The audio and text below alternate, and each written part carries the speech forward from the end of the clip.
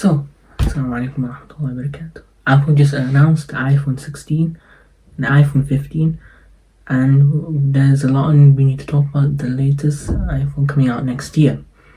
The iPhone 16 is set to return to the original iPhone 11 and iPhone 12 camera layout design, according to information to a Twitter account called at Review Redditor. This includes the Plus models as well. But there's also this slight catch. With the iPhone 13 and iPhone 14 model, where the new camera layout design, the diagonal one, which continued to the iPhone 15s, this may not be possible, as I've already stayed with that design for almost 2 years. It could continue with the iPhone 15 as well, 16 as well. They'll stay for 3 years, and they're probably going to stay for another one, or they might change it to a newer design. So if the rumors are accurate for the iPhone 16, then it's probably most likely that it could be similar to the iPhone 12 design layout. But the only difference would be the iPhone 16 will be getting the A17 Bionic chip, and the A17 Pro chip, the Dynamic Island, maybe Wi-Fi 7, and new camera lenses from the 15 Pros, as well as USB-C. Although there's a possibility that the iPhone 16 may not return to this layout, emphasizing that Apple has once again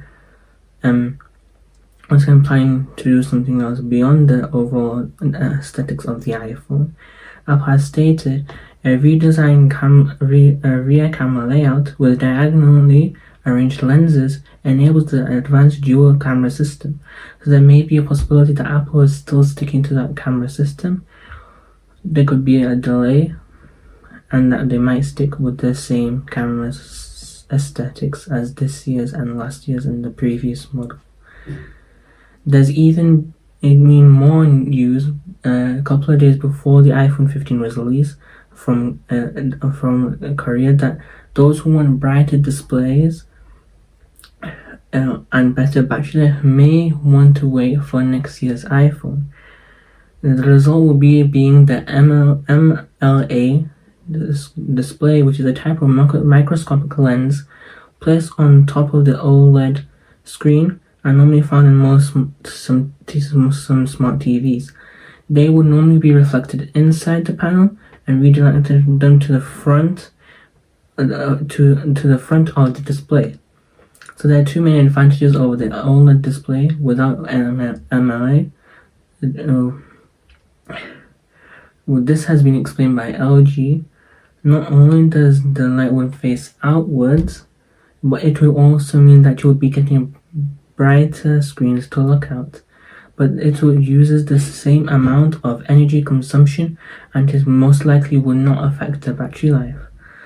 So the most noticeable thing would be that there's no change in brightness level when you reduce the light brightness level of your light on the screen, which will save on battery life if your iPhone is dying, and it will still have the same brightness, but which will be pretty good and which will be a very good improvement.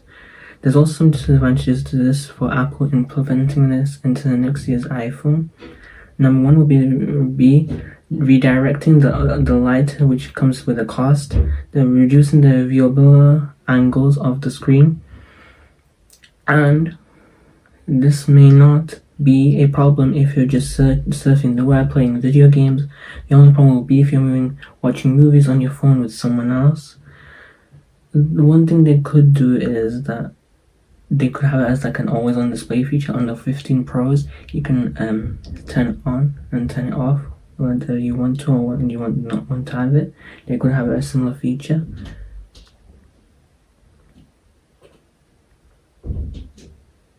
So it may not be happening, but as Apple is still deciding. On the other hand, the specs and the features with the iPhone 16 will most likely be better than the iPhone 15, as the phone will have an A18 Pro chip, and that the non-Pros will be getting A17 Pro chips from this year's Pro models.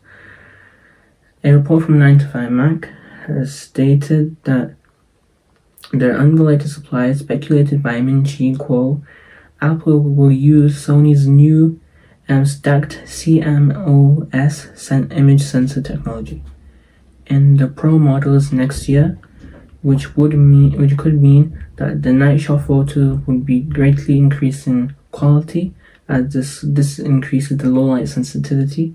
A report from Macmoons has stated that a Weibo account with a proven track record of disclosing accurate information about Apple's products in the past has said that the iPhone 16 Ultra or Pro Max next year may take spatial photos and videos for viewing on the Apple Vision Pro.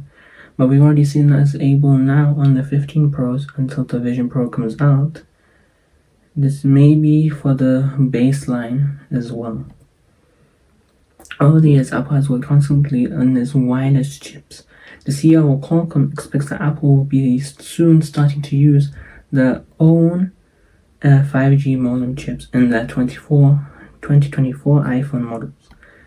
If their development is successful and their testing and post-production is fine. So Wi-Fi 7 is expected to arrive in the 16 Pros, and Wi-Fi 6E may be in the baseline model. Or there could be a delay, and that both devices could receive Wi-Fi 6E. Wrapping up with the iPhone 16, as we now know, iPhone 15 is just announced, and there's loads of features and cool stuff, like they ditched the lightning cable because of the EU regulations, and that iPhone 16 may be more better when it comes out, as it will have the features of the Pro phones from this year. So maybe better to wait for next year's iPhone if you have a 13 or a 14, or if you have an 8, 11, 12 or X, then you should switch to this year's phone because they're not that bad at all.